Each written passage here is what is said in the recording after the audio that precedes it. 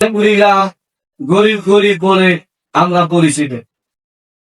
তবে এই ক্ষেত্রে আমি বলবো যে আসলে এটা সঠিক নয়।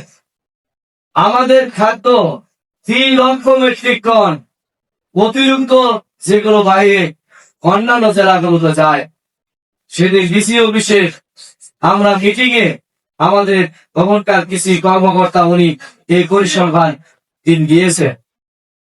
কাজে আমি মনে করি আমার এই এলাকার কৃষকেরা অত্যন্ত কঠোর পরিশ্রমী, তারা রাত দিন পরিশ্রম করে মাথার ঘাম পায়ে ফেলে এই দেশের উন্নয়ন অগ্রগতির জন্য তারা কাজ করছে।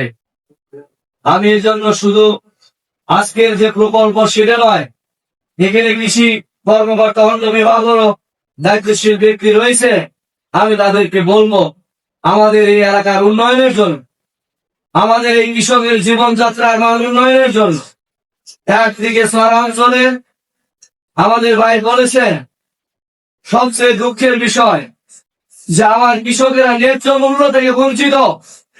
তারা আজকে যে পণ্যটা শহরে একটা তরি তরকারি সবজি মানুষ যে দামে কিনে খাচ্ছে তার অর্ধেক দাম আমার কৃষকেরা যারা সরাসরি এই কৃষি পণ্য যারা উৎপাদন করে এই কৃষকেরা সেটা পাচ্ছে না।